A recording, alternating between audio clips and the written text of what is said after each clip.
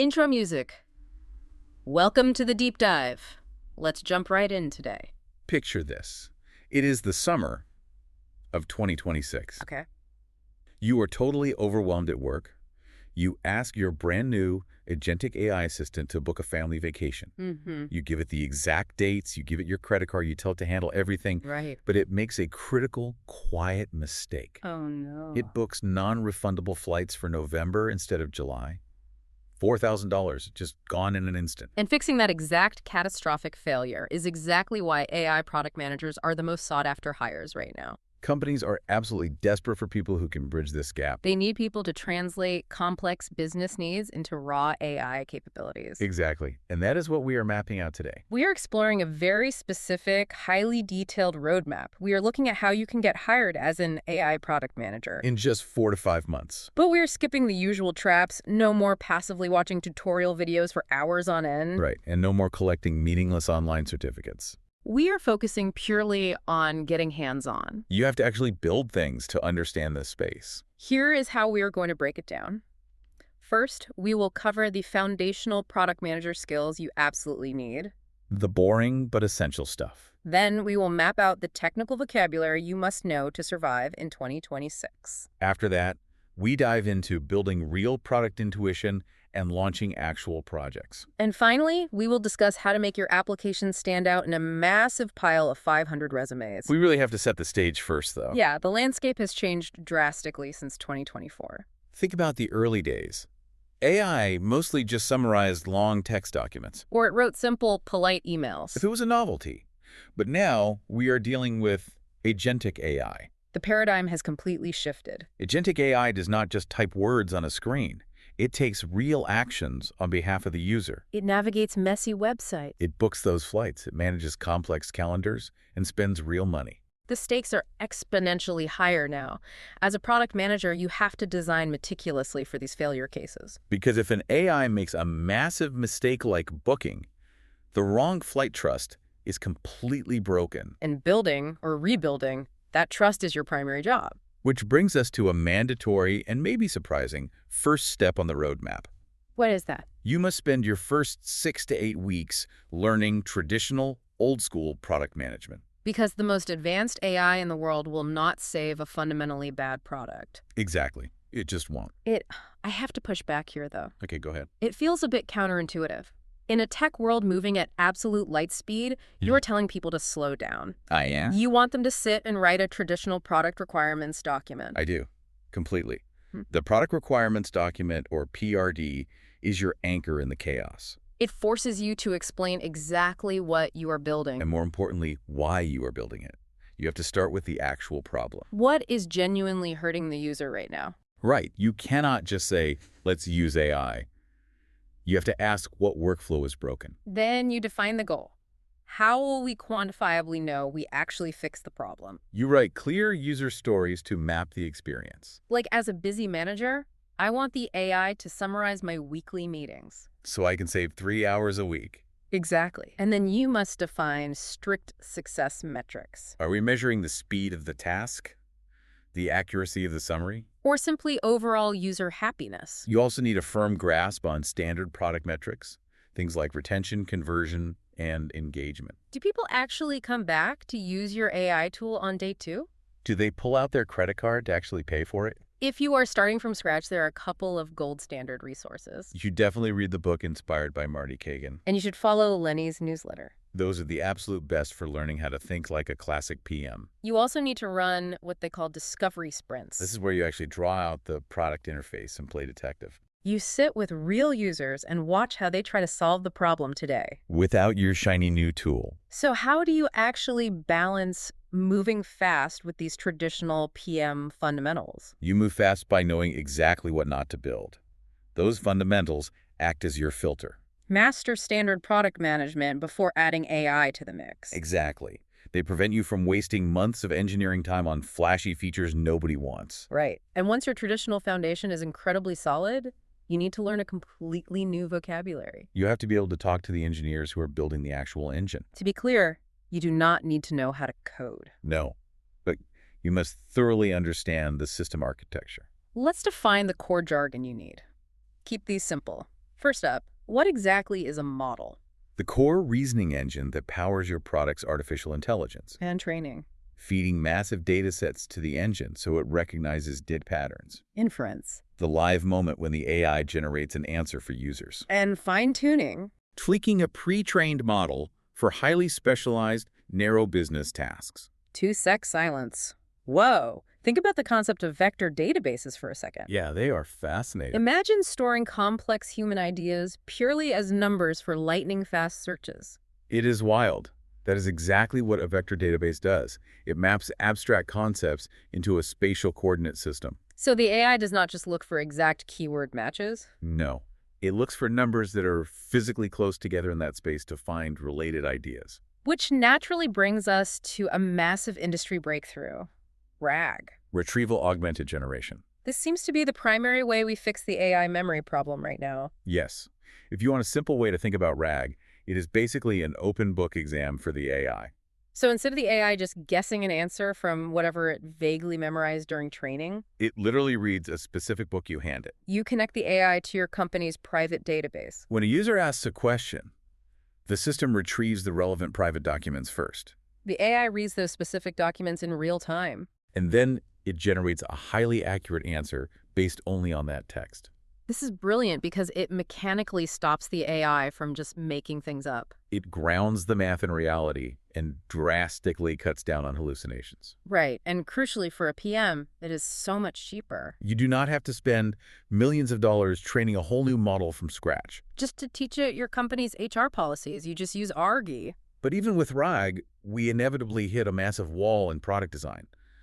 Latency. Latency, the waiting time. AI takes significant computational time to think and generate its answers. And this is where the PM owns their salary. You constantly have to choose between two distinct paths. Path A is using a massive, perfect, super smart model, but it takes 10 painfully long seconds to reply. Path B is using a much smaller, lighter model. It gives answers that are just good enough, but it does it in exactly 2 seconds. I always think of this like running a restaurant. That is a great analogy. Are we trying to serve a perfect, flawless Michelin star meal that makes the customer wait 2 hours? Or are we serving a really good, solid burger in 5 minutes? In software, the 5-minute burger almost always wins out. Users desperately want digital products to feel snappy and responsive. Why does speed almost always win over perfect accuracy for users?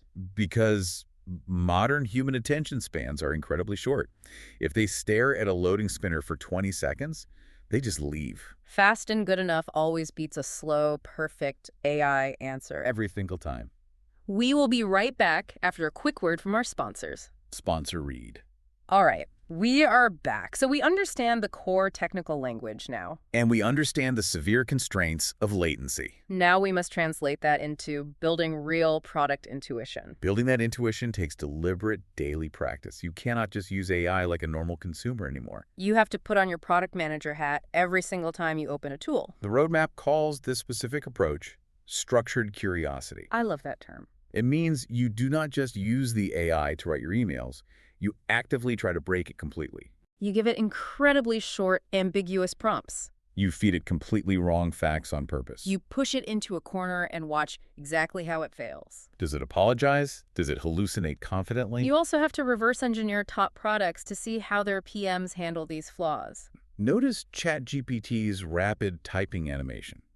That is not just a stylistic choice. It is a brilliant psychological trick to mask the latency. You are reading the first word while it computes the 10th. Look at Claude's notoriously friendly conversational tone. It changes the interaction completely. It makes users more forgiving when it makes a slight error. And look at Perplexity. They realized trust is the real product. So they show their web sources incredibly clearly right at the top. To build immense trust before you even read the answer. To truly learn how these mechanics work, you must build a real project yourself. You cannot skip this. The roadmap outlines 2 highly specific project ideas to get you started. The first project is building an AI resume helper. It is brilliant because it solves a very common, easily understandable problem. You build a system that takes a user's uploaded resume and compares it directly against the scraped job description. It identifies the exact missing skills. Then, you prompt the AI to rewrite the resume summary to highlight those missing skills. But the critical challenge here is getting it to do this without inventing a fake job history. The second project is a customer review analyzer. This is classic business value. You take a messy data set of 50 unstructured customer reviews. You force the AI to categorize them strictly by sentiment, positive, neutral, or negative. You have it extract the key quotes. Then, you prompt it to synthesize all of that and identify the single biggest product pain point. 2-sec silence. I have to admit something here. I still wrestle with prompt drift myself when building these things. Oh, absolutely. Everyone does. It is just so unpredictable. You tweak one word in the instructions and suddenly the AI acts like a completely different persona. That is exactly the messy, frustrating side of AI development. The model simply does not always do what you explicitly tell it to do. So why is hitting a massive wall during these personal projects actually a good thing for your career? Because the messy, unpredictable reality of AI is where the real learning happens. Build real projects to learn AI's messy, unpredictable nature. When your project breaks, you learn how to fix weird edge case bugs and make the user experience feel smooth. Now, building a fun little project on your laptop is a great start. But keeping it alive in the real world is the final hurdle. And using it to actually get a job offer. This is where we enter the sometimes intimidating world of infrastructure operations. You have to know how the system breathes and survives in reality. The biggest concept here is evaluation. In the industry, we just call them evals. Because think about it. If you tweak your model to be faster, how do you know if your AI is still giving good answers? You cannot sit there and read every single generated response manually. Right. So you build an automated eval system. You basically use a smarter, more expensive boss AI to automatically grade the daily answers of your cheaper worker AI. It is a vital, non-negotiable skill for a modern PM. Then there is the incredibly difficult math of unit economics, cost versus quality. Running AI at scale is staggeringly expensive. You have to manage the token budget. Let's look at a scenario. Model A costs 10 cents per 1,000 words.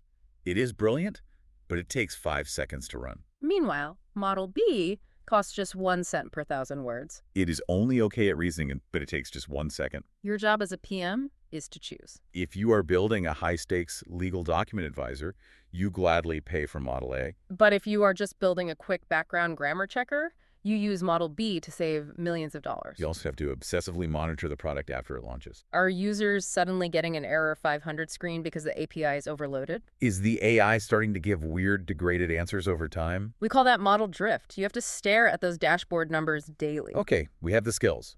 Now let us talk about getting noticed. Because right now, you're sitting in a massive sea of 500 seemingly identical resumes. Visibility is honestly just as important as your actual technical skill set in 2026. You have to prove you can do the work. I want to talk about this certification craze.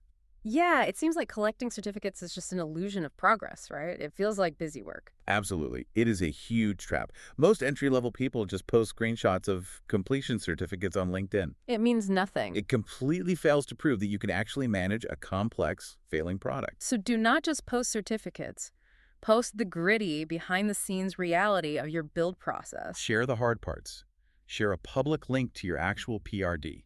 Write a post explaining exactly why you chose to measure latency instead of accuracy for your specific project. Record a quick screen capture build video. Show your customized AI tool handling a very difficult user request successfully. Show the actual mechanics. You should also intentionally join the right circles.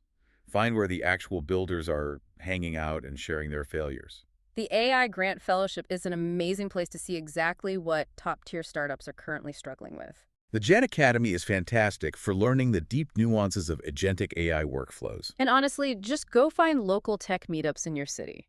There are a few common traps you absolutely must avoid during the interview process.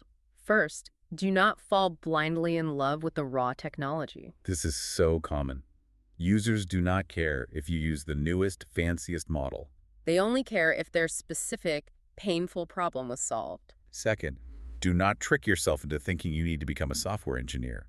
Learning Python on the weekends is a nice hobby. Right, but your job as a PM is to lead the engineering team, not to write the production code yourself. Do not let learning syntax distract you from understanding user behavior. And finally, Never ignore the deeply boring stuff. Meticulous data cleaning and bulletproof user privacy protocols are what actually make an enterprise product successful. And test your prototype with real, easily confused people as early as possible. Watching one real user struggle with your interface is worth 100 hours of solo brainstorming. What exactly is a hiring manager looking for when they see your LinkedIn build video? They are looking for undeniable proof of your product mindset.